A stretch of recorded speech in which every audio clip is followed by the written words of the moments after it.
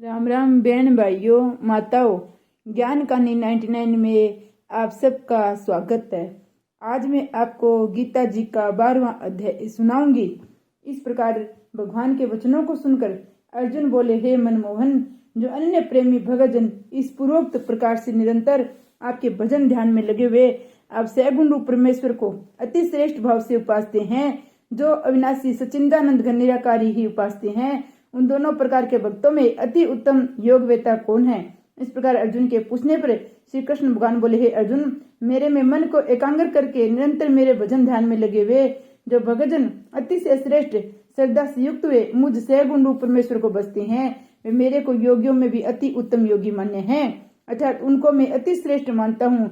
और जो पुरुष इंद्रियों के समुदाय को अच्छी प्रकार वश में करके मन बुद्धि से परे सर्वव्यापी एकथनीय स्वरूप सदा एकरस रहने वाले नित्य अंचल निराकार अविनाशी सच्चिदानंद घन ब्रह्मा को निरंतर एक ही भाव से ध्यान करते उपासते हैं, वे संपूर्ण भूतों के हित में सत्य हुए और सब में समान भाव वाले योगी भी मेरे को प्राप्त होते हैं। किंतु उन सच्चिदानंद घन निराकारा ब्रह्मा में आसक्त हुए चित्त वाले पुरुषों के साधन में क्लेश अर्थात परिश्रम विशेष है, क्योंकि देह अभिमानियों में अव्यक्त विषय गति दुख पूर्वक प्राप्त की जाती है, अर्थात जब तक शरीर में अभिमान रहता है तब तक शुद्ध सच्चिदानंद घन निराकार ब्रह्मा में स्थिति होनी कठिन है।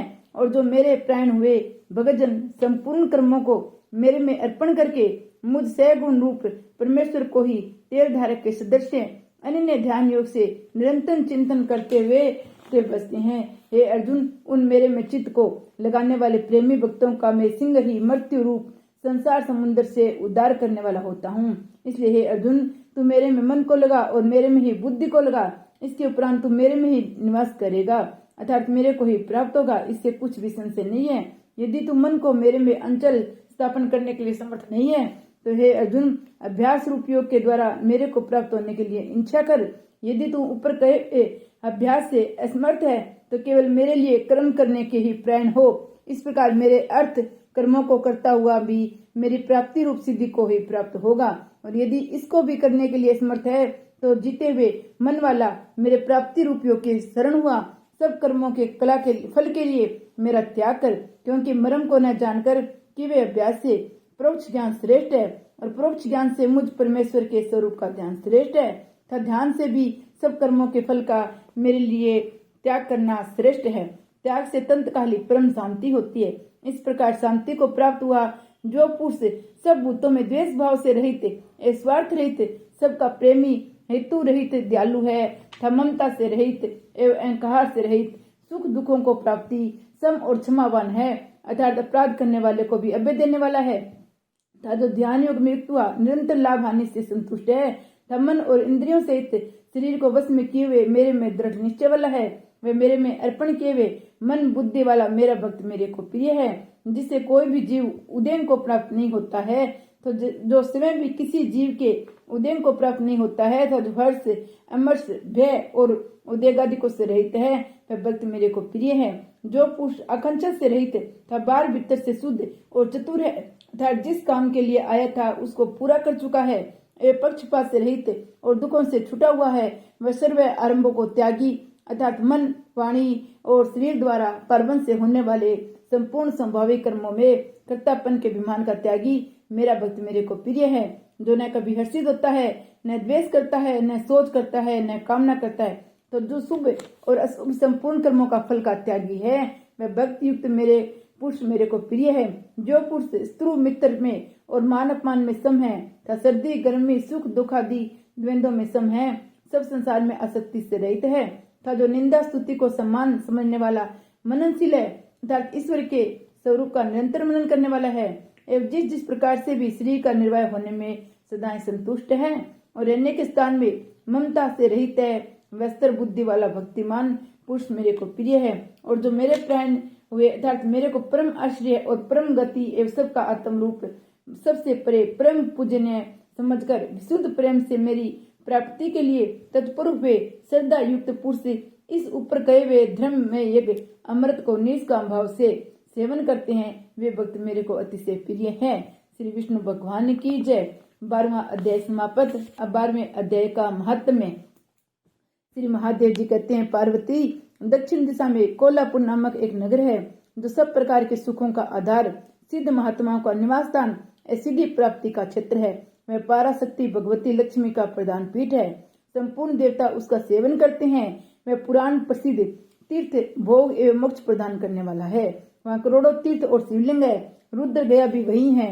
वह विशाल नगर लोगों में बहुत विख्यात है। एक दिन कोई युवक उस नगर में आया। वह कहीं का राजकुमार था। उसके शरीर का रंग गोरा, नेत्र सुंदर, गिरवा संख के समान, कंधे मोटे, छाती चौड़ी, भुजाएं बड़ी बड़ी थी। नगर में प्रवेश करके सब और महलों की शोभा निहारता हुआ वह देवेश्वरी महालक्ष्मी के दर्शनार्थ उत्कंठित हो मणिकंठ तीर्थ में गया। वहां स्नान करके उसने पितरों का तर्पण किया। फिर महामाया महालक्ष्मी जी को प्रणाम करके भक्ति पूर्वक सत्वन करना आरंभ किया। राजकुमार बोला, जिसके हृदय में असीम दया भरी हुई है, जो समस्त कामनाओं को देती और अपने कटाक्ष मात्र से सारे जगत की सृष्टि, पालन और संहार करती है, उस जग माता महालक्ष्मी की जय हो। जिस शक्ति के सहारे उसी के आदेश के अनुसार परम सृष्टि ब्रह्मा सृष्टि करते हैं, भगवान अच्युत जगत का पालन करते हैं तथा भगवान रुद्र अखिल विश्व का संहार करते हैं, उस सृष्टि पालन और संहार की शक्ति से संपन्न भगवती पराशक्ति का मैं भजन करता हूँ। कमल योगीजन तुम्हारे चरण कमलों का चिंतन करते हैं। कमला ले, तुम अपने संभाविकता से ही हमारे समस्त इंद्रिय गोचर विषयों को जानती हो। तुम्ही कल्पनाओं के समूह को तथा उसके संकल्प करने वाले मन को उत्पन्न करती हो। इच्छा शक्ति, ज्ञान शक्ति और क्रिया शक्ति, ये सुबार तुम्हारे ही रूप है। तुम पराशक्ति परम ज्ञान रूपिणी हो। तुम्हारा स्वरूप निष्फल, निर्मल, नित्य, निराकार, निरंजन, अंतरहित, आतंक शून्य, आलंबनहीन और निरामय है। हे देवी, तुम्हारी महिमा का वर्णन करने में कौन समर्थ हो सकता है, जो सब चक्रों का भेदन करके अंतकरण के 12 स्थानों में विहार करती हो।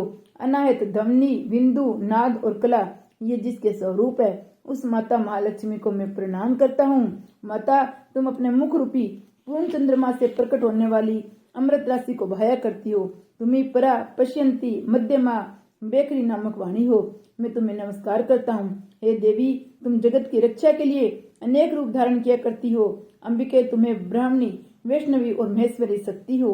12 महालक्ष्मी, नरसिंगी, इंद्री, कुमारी, चंडिका, जगत को पवित्र करने वाली लक्ष्मी में जगन माता सावित्री, चंद्रकला तथा रोहिणी भी तुम्हें हो। परमेश्वरी, तुम भक्तों का मनोरथ पूर्ण करने के लिए कल्प लता के समान हो। मुझ पर प्रसन्न हो जाइए। उसके इस प्रकार स्तुति करने पर भगवती महालक्ष्मी अपना साक्षात स्वरूप धारण करके बोली, राजकुमार, मैं तुमसे प्रसन्न हूँ, तुम कोई उत्तम वर मांगो। राजकुमार बोला, माँ, मेरे पिता राजा बृहद्रथ अश्वमेध नामक महान यज्ञ का अनुष्ठान कर रहे हैं। वे देवयोग से रोगग्रस्त होकर सर्वगामी हो गए। इसी बीच में यूप में बंधे हुए मेरे यज्ञ संबंधी घोड़े को, जो समूची पृथ्वी की परिक्रमा करके लौटा था, किसी ने रात्रि में बंधन काटकर कहीं अन्यत्र पहुंचा दिया। उसकी खोज में मैंने कुछ लोगों को भेजा था, किंतु वे कहीं भी उसका पता न पाकर जब खाली हाथ लौट आए हैं, तब मैं सब रीतिविजों के से आज्ञा लेकर तुम्हारी शरण में आया हूँ। हे देवी, यदि तुम मुझ पर प्रसन्न हो तो मेरे यज्ञ का घोड़ा मुझे मिल जाए, जिससे ये पूर्ण हो सके, तभी मैं अपने पिता महाराज का ऋण उतार सकूंगा। शरणागतों पर दया करने वाली जगजननी लक्ष्मी, जिससे मेरा ये पूर्ण हो, वह उपाय करो। भगवती लक्ष्मी जी ने कहा, राजकुमार, मेरे मंदिर के दरवाजे पर एक ब्राह्मण रहते हैं, जो लोगों में सिद्ध समाधि के नाम से विख्यात हैं। वे मेरी आज्ञा से तुम्हारा सब काम पूरा कर देंगे। महालक्ष्मी के इस प्रकार कहने पर राजकुमार उस स्थान पर आए जहाँ सिद्ध समाधि रहते थे। उनके चरणों में प्रणाम करके राजकुमार चुपचाप हाथ जोड़ खड़े हो गए। तब ब्राह्मण ने कहा, तुम्हें माता जी ने यहाँ भेजा है। अच्छा देखो, अब मैं तुम्हारा सारा अभिष्ट कार्य सिद्ध करता हूँ। यूं कहकर मंत्रवेता ब्राह्मण ने सब देवताओं को वहीं खींचा। राजकुमार ने देखा, उसमें सब देवता हाथ जोड़े थर-थर कांपते हुए वहां उपस्थित हो गए। तब उन श्रेष्ठ ब्राह्मण ने समस्त देवताओं से कहा, देवगण, इस राजकुमार का अश्व, जो यज्ञ के लिए निश्चित हो चुका था, रात में देवराज इंद्र ने चुराकर अनंतर पहुंचा दिया है, उसे शीघ्र ले आओ। तब देवताओं ने मुनि के कहने पर ये का घोड़ा लाकर दे दिया। उसके बाद उन्होंने जाने की आज्ञा दी। देवताओं का आकर्षण देकर तथा खोए हुए अश्व को पाकर राजकुमार मुनि के चरणों में प्रणाम करके कहा, महर्षि, आपका ये सामर्थ्य आश्चर्यजनक है। आप ही ऐसा कार्य कर सकते हैं, दूसरा कोई नहीं। ब्राह्मण, मेरी प्रार्थना सुनिए। मेरे पिता राजा बृहद्रथ अश्वमेध यज्ञ का अनुष्ठान करके के देव योग से मृत्यु को प्राप्त हो गए हैं। अभी तक उनका शरीर तपाए हुए तेल में सुखाकर मैंने रख छोड़ा है। साधु श्रेष्ठ, आप उन्हें पुनः जीवित कर दीजिए। ये सुनकर महामुनि ब्राह्मण ने किंचित मुस्कुराकर कहा, चलो, जहाँ यज्ञ मंडप में तुम्हारे पिता मौजूद है चले। तब सिद्ध समाधि ने राजकुमार के साथ वहां जाकर जल मंत्रित किया, उसे उस सब के मस्तक पर रखा। उसके रखते ही राजा सचेत होकर उठ बैठे। फिर उन्होंने ब्राह्मणों को देखकर पूछा, धर्म स्वरूप आप कौन है? तब राजकुमार ने महाराज से पहले का सारा हाल कह सुनाया। राजा ने अपने को पुनः जीवन दान देने वाले ब्राह्मण को नमस्कार करके पूछा, हे ब्राह्मण, किस पुण्य से आपको ये अलौकिक शक्ति प्राप्त हुई है? उनको यो कहने पर ब्राह्मण ने मधुर वाणी में कहा, राजन, मैं प्रतिदिन आलस्य रहित होकर गीता के 12वें अध्याय का जप करता हूँ। उसी से मुझे ये शक्ति मिली है जिसे तुम्हें जीवन प्राप्त हुआ है। ये सुनकर ब्राह्मणों सहित राजा ने उन ब्रह्म ऋषि से गीता के 12वें अध्याय का अध्ययन किया। उसके माध्यम से उन सब की सदगति हो गई। दूसरे दूसरे जीव भी उसके पाठ से परम मोक्ष को प्राप्त हो गए। श्री विष्णु भगवान की जय। जय श्री गीता जी की जय।